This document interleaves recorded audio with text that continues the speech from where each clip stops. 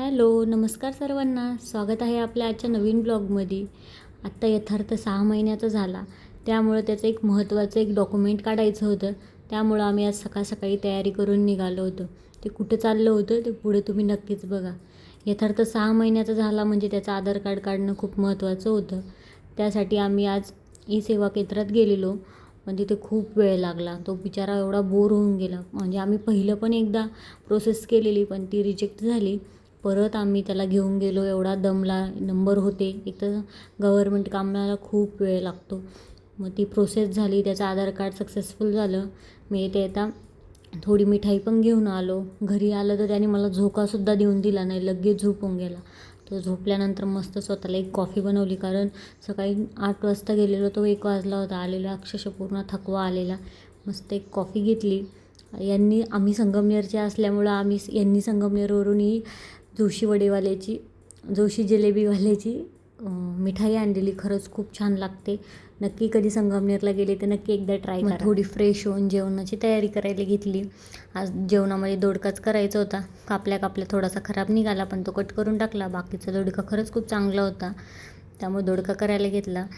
ह्या मेशोवरून मागवलेल्या फ्रेम खरंच किचनला एक वेगळा छान लूक आला आहे. त्यामुळे गावाला गेलेले, तेव्हा गावावरून येताना मस्त चिंच, आमच्या घरच्या शेतातल्या मस्त मिरच्या आणि आळूची पानं आणले. जेव्हा तुम्ही स्टार्टिंगच्या व्हिडिओ जेव्हा स्टार्ट झाला तेव्हा तुम्ही ते बघितलंच, आळूवडी.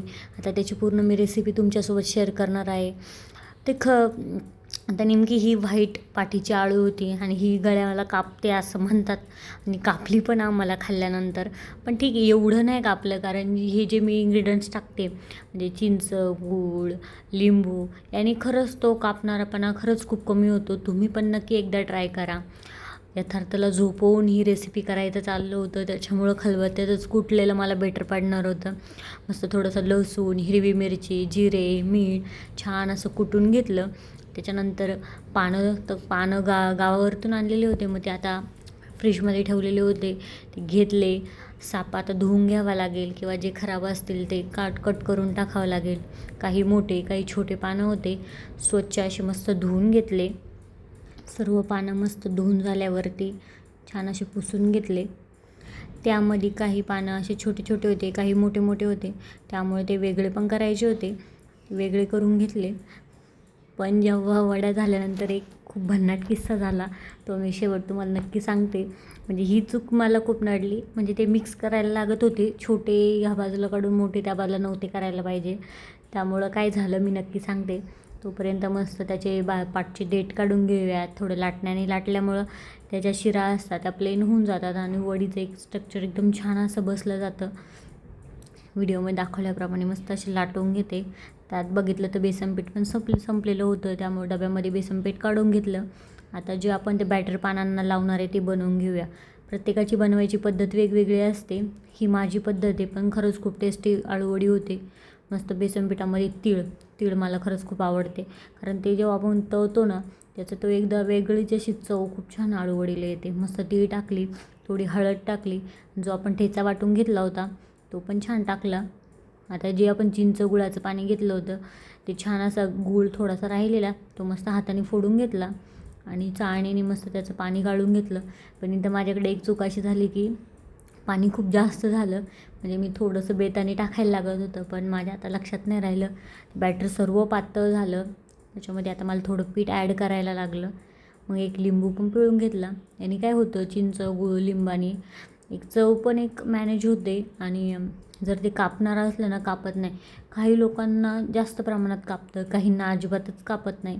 तर प्रत्येकाचं वेगवेगळं असतं. मला एवढं कापत नाही, पण माझ्या यथार्थाच्या पप्पांना खूप जास्त कापतं. पण हे कापलंच त्यांना, मला नाही कापलं, पण त्यांना कापलंच. एवढी मेहनत घेऊन एवढं छान छान बनवूनसुद्धा कापलंच. पण ठीक आहे, एवढं प्रमाणात नाही कापलं. पहिली गोष्ट तर मी हे सफेद पाठीचा आळू फर्स्ट टाईमच बनवला.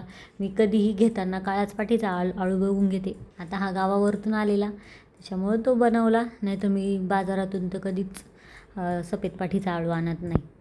एक पान सरळ, एक पान उलटं ठेवून मस्त सर्व बॅटर सर्व बाजूने सम प्रमाणात लावून घेतलं, आणि फोल्ड करताना दोन्ही बाजूनी थोडंसं फोल्ड करून त्याला पीठ लावून घ्यायचं, आणि मस्त असा रोल करायचा. रोल सुटला नाही पाहिजे याची काळजी घ्यायची.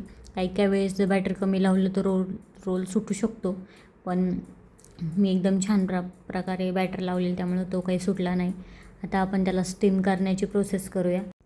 इडलीच्या भांड्यामध्ये मस्त स्टीम करून घेऊया. मी तुम्हाला जे बोललेली ना की हे मी जे पानं वेगळे केले त्याचा मला काय तोटा झाला. विषय असा झाला का जे मी छोट्या पानाची वेगळी आळूवडी केलेली आणि मोठ्या पानाची वेगळी केली.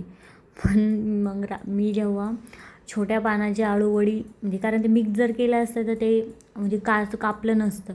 मी काय केलं तर छोट्या पानाची जी आळू होती ती कवळे पानं होती, त्याने अजिबात कापलं नाही. म्हणजे मोठ्या पानाची जी आळू होती ना त्याने खूप कापलं. ते जर मिक्स केलं असतं ना मग शक्यतो कापायचं प्रमाण थोडंसं कमी झालं असतं. पण ठीक आहे, आता काहीच करू शकत नाही, ती गोष्ट घडून गेली आहे. छान असं मस्त स्टीम झाल्या होत्या, खूप दिवसांनी बनवल्या. छान मस्त अशा थंड होऊन दिल्या, कापून घेतल्या, मस्त झाल्या होत्या. टेस्ट खरंच एक नंबर होती.